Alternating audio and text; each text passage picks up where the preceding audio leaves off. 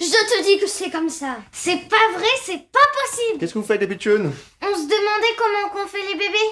Tu le sais, toi? Oui, ça je le sais, oui. Alors, on fait comment? Oh, regardez! Une cigogne!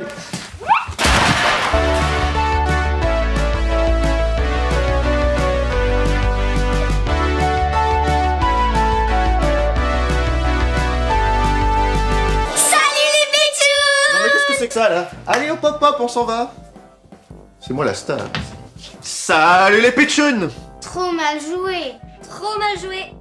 Aujourd'hui, nous allons étudier les différentes légendes autour de l'origine des bébés. Et nous allons commencer par la plus célèbre d'entre elles, celle venue d'Alsace, la légende des cigognes. Plus précisément appelée la légende de Kindlesbrunnen, que l'on pourrait traduire par la fontaine aux enfants. La légende raconte que sous la cathédrale de Strasbourg se trouvait autrefois un lac, au sein duquel les âmes des enfants barbotaient avant de venir au monde. Sur ce lac vivait également un gentil gnome, naviguant sur une barque argentée et chargé d'attraper délicatement les âmes en question. Alors, qu'est-ce que vous faisiez avant? Je ramassais les bébés, avec un filet d'or. On vous rappellera. Une fois attrapé, le gnome transmettait ses âmes à la cigogne, qui allait les déposer dans des berceaux. Il faut savoir que tout parent qui souhaitait avoir des enfants devait, en guise d'échange, déposer un morceau de sucre sur le rebord d'une fenêtre à destination de la dite cigogne. Alors les tarifs sont simples, un sucre, un bébé, 2 sucres, des jumeaux, 3 sucres, des triplés, et pour les quintuplés, je suis sympa, je vous fais un petit rabais à 4 sucres. Vous y réfléchissez, vous m'appelez, moi je dois y aller, c'est parti! Aïe.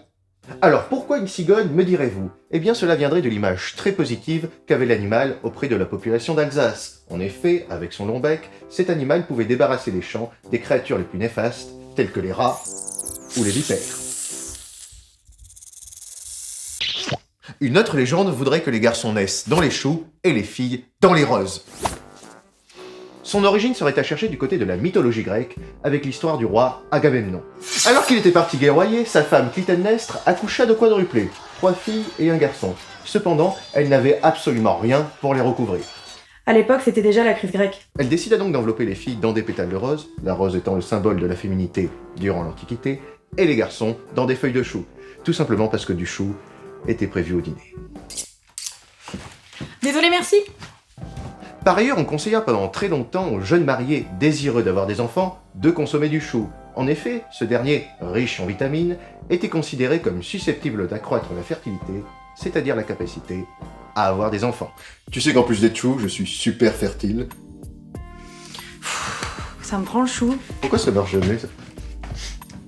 Ah oui, ça chauffe. Voilà les pitchounes, j'espère que cette vidéo vous a plu. N'hésitez pas à mettre un petit pouce bleu et à vous abonner. C'était bien intéressant tout ça. Mais on ne sait toujours pas comment on fait vraiment les bébés. Coupé.